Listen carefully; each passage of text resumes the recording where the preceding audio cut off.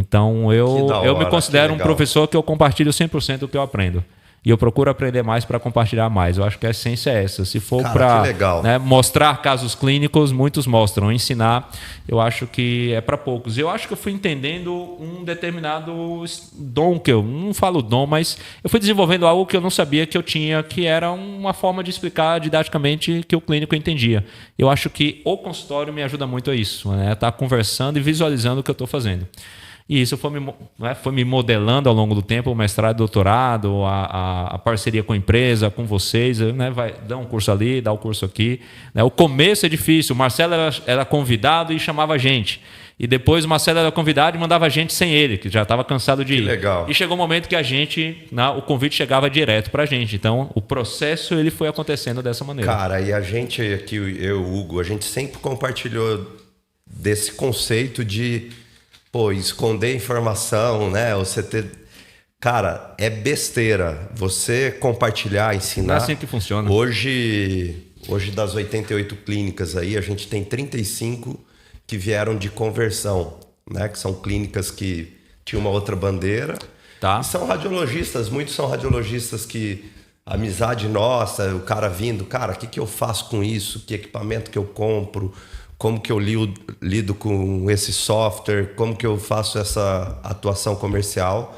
O cara quis virar um franqueado DVI, entendeu? Legal. Então, assim, você ensinando, você só abre porta, cara. Eu acho. No nosso curso, quantos alunos trabalham com a gente, ex-alunos? A gente fala muito isso no curso de especialização, né, que a gente tem lá na ORP. A gente fala, vocês vão viver aqui 2 anos, né?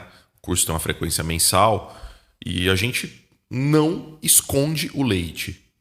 Nós não temos... Não é o Fernando Leite. Não é o Fernando. Não é o Fernando Leite. Cara, tem muito curso, né, cara, que o cara começa lá e depois vende mentoria depois, esse tipo de coisa. Cara, tanto que a gente discutiu isso muitos e muitos anos aqui. Cara, a gente tem que montar um curso de tomografia e tal. Não. Cara, a gente põe esse conteúdo dentro da especialização e os caras saem da nossa especialização sabendo. Claro, o cara não tem experiência porque ele tem pouco tempo de especialidade, mas o conhecimento técnico ele tem lá dentro do curso. Tem pouca hora de voo, mas ele já sabe pilotar o avião. Exato. Né? Então, não faz sentido não passar isso, né? Não faz sentido nenhum, porque é o tipo de coisa que você fica sonegando. Vou contar só a parte 1 do negócio aqui, e o aluno sai com uma sensação de vazio terrível, entendeu? Então, inclusive a gente tem... O especialista, né? O especialista. Como é que o especialista... E eu falo isso para os alunos. Falei, cara, o especialista é o cara que não pode negar fogo. Ele não pode falar não sei. Isso é tão genuíno que a gente já teve uns 3 alunos que eram concorrentes em praças. Tipo, o cara concorria com a DVI. Foi lá fazer o curso nosso de especialização. Foi tratado com... todo igualdade de condições lá dos outros alunos. Eu acho isso de uma grandeza de ambas as partes, né? De vocês receberem um concorrente, entre aspas, né? Que eu acho que a gente não tem concorrente, a gente tem parceiros, todo mundo pode... Colega, todo mundo vai melhorar. E do cara também de ter a humildade de ir lá, né? De ir lá. Eu falo, cara, o cara vai vir aqui, ele vai respeitar a gente, no sentido, ele já tá vindo, já é um sinal de... Vou ensinar para esse cara... Porque é o que você falou, não tinha que ter concorrente. Todo mundo tinha que trabalhar para uma odontologia melhor. Cara, mas eu acho assim, o mercado de radiologia ele tem uma coisa de concorrência mais acirrada, uma territorialidade. Sim, tem. E a gente sabe, tem uma dessas alunas veio, né? Ela atuava na área, ela não era especialista, e ela veio porque, cara, por logística. Que fazer outro curso ia ser logisticamente mais difícil para ela. E, cara, ela foi super bem tratada, como qualquer outro aluno. Ela participou de todas as atividades. Tem boa parte das atividades práticas do curso acontece dentro da DVI. Então, assim, cara, para nós, conhecimento... Normal. A gente não tem esse problema, cara, de... tem um baita segredo aqui no bunker que ninguém pode saber. Eu aqui em Ribeirão, desde que eu moro aqui em 2009, né, quando eu saí de Araraquara, eu vim morar aqui, eu vim trabalhar numa clínica aqui e depois abri meu consultório aqui.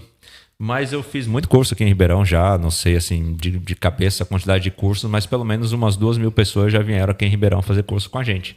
Imagina, né? Eu tô ensinando ao meu, entre aspas, concorrente, Exato. ao meu vizinho. Né? Eu tenho vizinhos do consultório do prédio que eu trabalho que fizeram foram seus alunos, né? E nem por isso eu deixei de ter o paciente meu, deixei de fazer as coisas minhas, nem por isso. Exatamente né? isso. Então as pessoas enxergam muito dessa maneira, muito não legal. pode, né? O ensino, ele só vai abrir porta, ele não fecha porta nenhuma.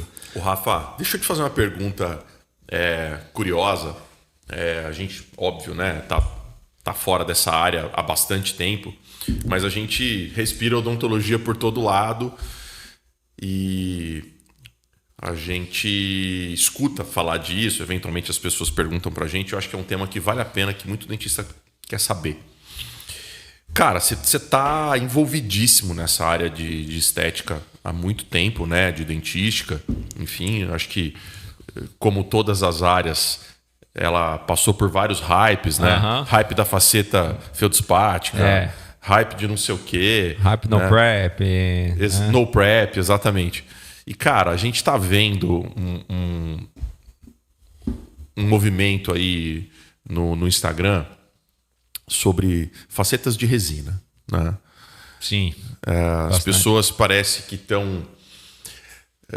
nem vou discutir a base técnica disso, porque eu acho que eu não tenho mais, mas eu tô sentindo um negócio assim, olha, você não precisa pensar em porcelana, vem aqui no meu consultório que eu vou resolver o seu problema horas, né? com resina. Né? E beleza, tá muito claro, eu acho que isso é consenso aqui. Por favor, me corrija se eu estiver falando besteira. Todos os materiais restauradores têm prós e contras, todos têm as suas indicações, né? Eu acho que a gente não está discutindo indicação técnica aqui e tal. Puta, você é uma baita autoridade, você sabe melhor do que ninguém a evolução técnica das resinas que a indústria química colocou, né? A inteligência que a indústria química colocou em materiais nos últimos 20 anos. Sim. Beleza, isso é claro para todo mundo.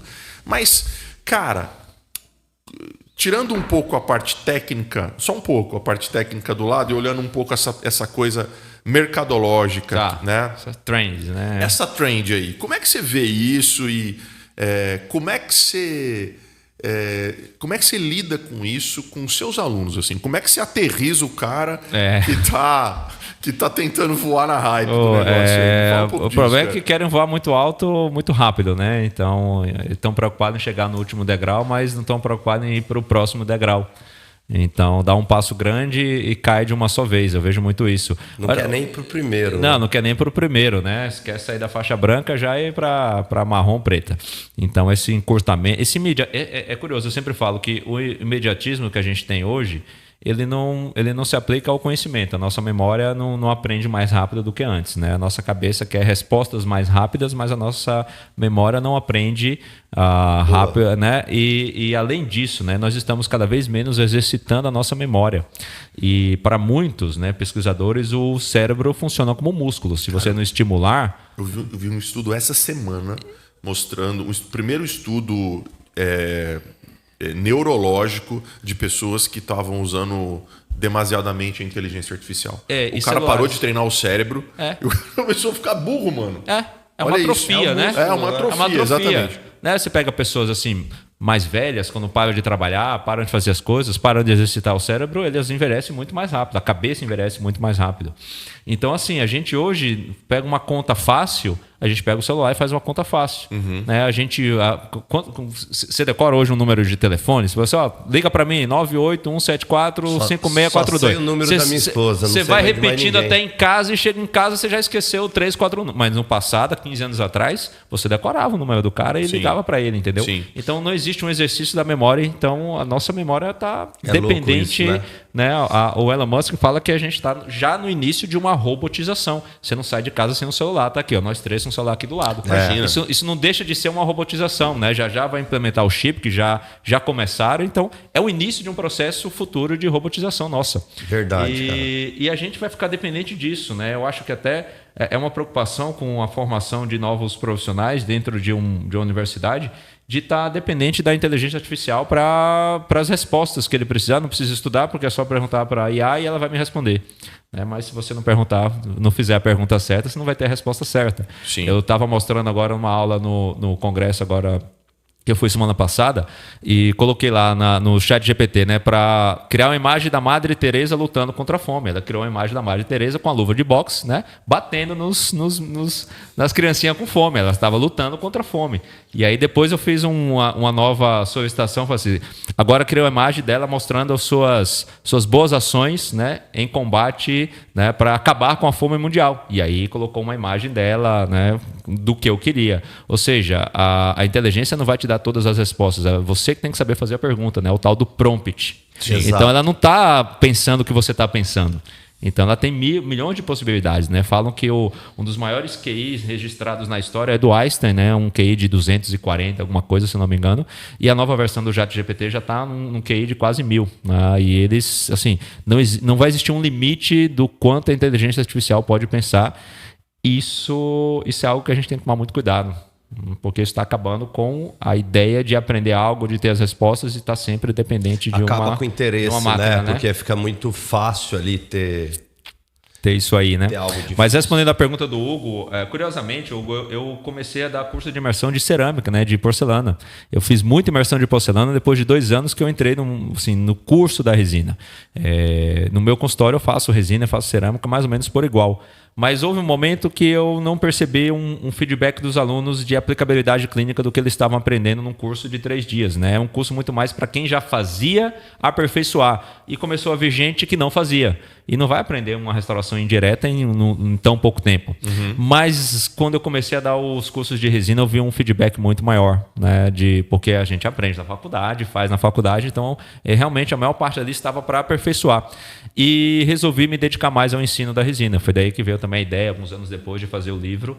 E aí o que eu vejo hoje é que as pessoas... É o imediatismo de colocar um caso logo com 1 ano de formado, de falar que é referência e tal. Eu acho que estão usando a rede social, acho não, né? Todo mundo está vendo isso, como uma ferramenta de divulgação muito apelativa por a questão econômica do país e a quantidade de dentistas que a gente tem também. Então, assim, a pessoa está ali, né? Eu acho que muitos, não vou falar que eu entendo, mas eu compreendo porque, às vezes, no desespero, a pessoa está colocando uma faceta sem ter a mínima noção do que está fazendo, mas está lá colocando. Né? O duro é que isso não leva a uma estabilidade a médio e longo prazo. Né?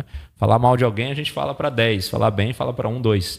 Então, isso não sustenta, né? Não se sustenta. Infelizmente, essas pessoas vão sofrer muito num curto espaço de tempo. Né? Faz uma coisa ruim, outra, e de repente ela está ali na cidade, todo mundo já conhece que ela faz um procedimento de qualidade bem aquém do que deveria e isso não é o que traz paciente para o consultório, a gente sabe disso. Né? Então, é uma preocupação muito grande o que a gente tem visto na internet. E eu tenho mais uma pergunta. Deixa eu fazer agora. Não é nem o branco, é a qualidade do procedimento. O branco é um detalhe. Cara, bom, a gente falou ali da tua época de mestrado, doutorado, quando você descobriu que você, professor, descobriu não, né? O Ferrarese te empurrou. E agora estamos falando um pouco já do momento atual. Eu queria saber quando você percebeu... Porque assim, cara, você é um cara influente em rede social, você é um cara influente presencialmente nos congressos, em vários países, autor de livro. Mas quando que você percebeu, se teve um momento... Pô, tô estourado, cara, virei referência, agora... As pessoas ouvem o que eu falo. As pessoas ouvem o que eu falo, né? Teve um momento que você falou assim, puta, a chave virou pro meu lado, não tem mais volta agora. Agora eu já tô aqui na... Se eu voltar, a ponte não existe mais. Agora é só, não volta mais, pra né? frente. Uma boa pergunta. Eu acho que alguns marcos dentro da minha carreira foram bem importantes. Eu acho que um deles foi dar uma aula fora do Brasil. Eu acho que foi uma coisa assim, baita. Né, uma baita, né? Em 2012, né? Eu não falava espanhol. Eu recebi um convite 4 meses antes dessa aula e não falava espanhol e comecei a fazer aula em espanhol 6 da manhã, 6:30 da manhã, 7. Olha só que da hora. Carro e tal. Atenção, pessoas que reclamam que estudar línguas é difícil. Não, e atenção, escutem pessoas o testemunho dessa que pessoa. acham que é fácil, cara. Foi assim, fácil, foi duro, né? Acho que foi duro. Foram 4 meses bem intensos. Você nasceu professor, com dom. Falando o idioma. Falando espanhol, né? Nasceu dando aula em espanhol. Nasceu dando aula. E assim, eu tive uma facilidade grande de aprender espanhol. O inglês já é uma coisa que e o cara me travou um pouco mais. Que teve problema com fono, tratou com fono. E foi lá para o espanhol. Foi lá, deu uma aula na época na Colômbia e falei, cara, assim, os sonhos e as metas eles vão se construindo ao longo da carreira. Então, eu nunca pensava em nada disso, mas as coisas vão se construindo. Quando você alcança uma coisa, em vez de parar ali e ficar satisfeito com aquilo, você já tem que falar assim, né, o que vem agora pela frente? Faz um novo desafio, né? Acho que aquilo te move.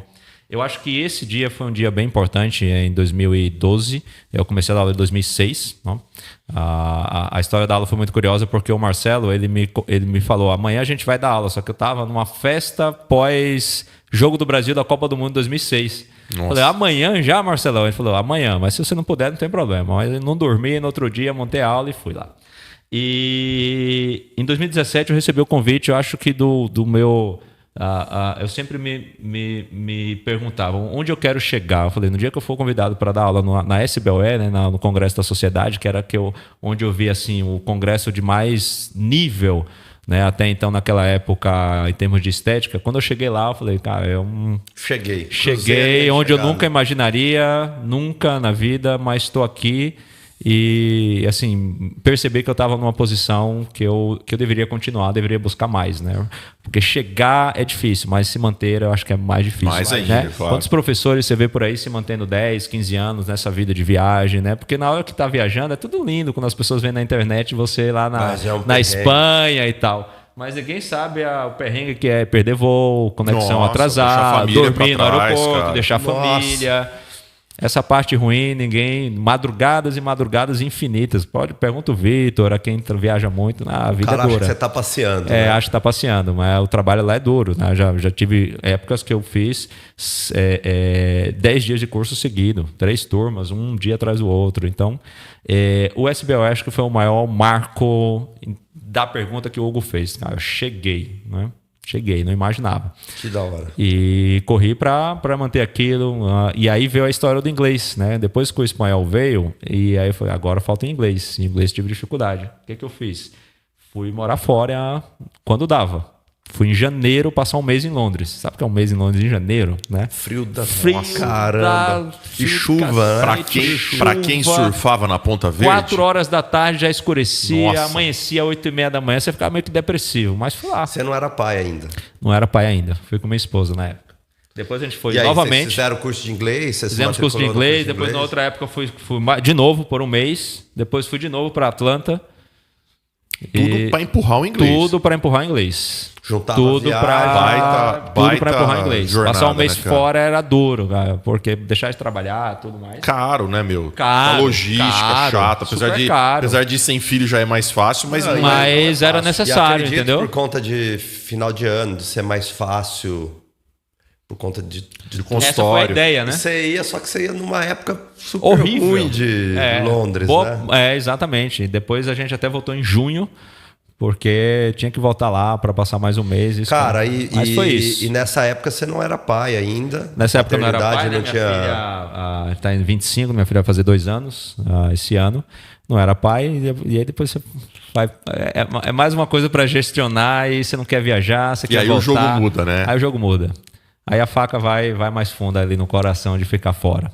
Mas é necessário, né? A gente vai jogando. Eu sempre falo que a gente tem que ter ovos, né, em diferentes cestas, né? Se você tá só preso a um negócio, quando aquele negócio naquela época não tá bom, você não consegue dar mais atenção para outro. Então, você tem que ter mais de um negócio, né? Eu sei que é difícil como clínico, mas tem que buscar alguma coisa para quando ali estiver ruim, ir para outro e tal. É duro, cara, né? Mas eu acho que esse binômio, você está falando de um aspecto econômico, né? Pô, são 2 negócios diferentes. O negócio da clínica Rafael Calisto e do curso, né? E do professor Rafael Calisto. Exatamente. Né? Mas eles são muito complementares, né, cara? São complementares. E eles se fortalecem o tempo todo. Eu acho e assim, só para hoje a rede social ela consegue expor o professor de uma forma muito mais rápida, né? Porque na época não tinha rede social, você conhecia só os caras que iam para congresso. Né? Hoje na internet você vê gente boa, gente ruim lá. Inclusive isso é até uma coisa bem triste de ver bons professores que não têm inserção em redes sociais e acabam não ficando conhecidos por uma nova geração. Vou dar um exemplo aqui, né? Clássico do professor Sidney Quina. Para mim, uma das maiores referências em restauração cerâmica que nós temos. Ele não tem uma inserção no Instagram. Ele não gosta, eu respeito e ele está certo no fundo, né? Ele vive a vida dele, ele não precisa do Instagram.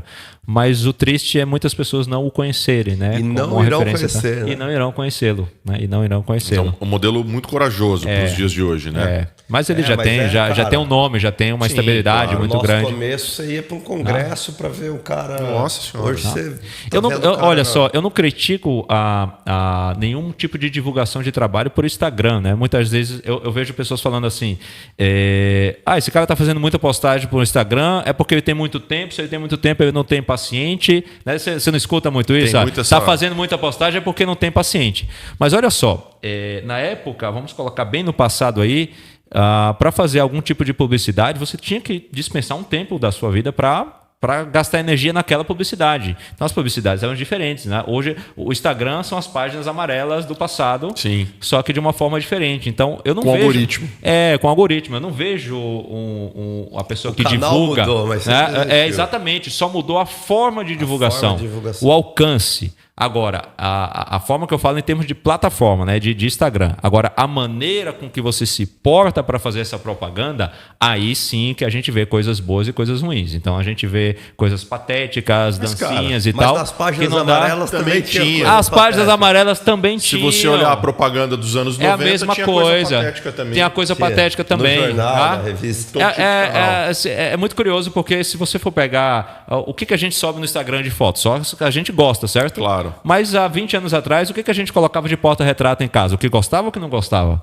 Só o que gosta. Claro, só de momentos bons, só de momentos alegres. É a mesma coisa. O comportamento humano não mudou. O comportamento humano não mudou. Exato. Né? O comportamento humano mudou. Só a gente tem ferramentas. A gente está conhecendo mais gente séria, conhecendo mais gente que faz coisas patéticas. A gente só está tendo acesso às pessoas que provavelmente já faziam coisas absurdas ou muito boas no passado, mas hoje a gente toma conhecimento disso, né?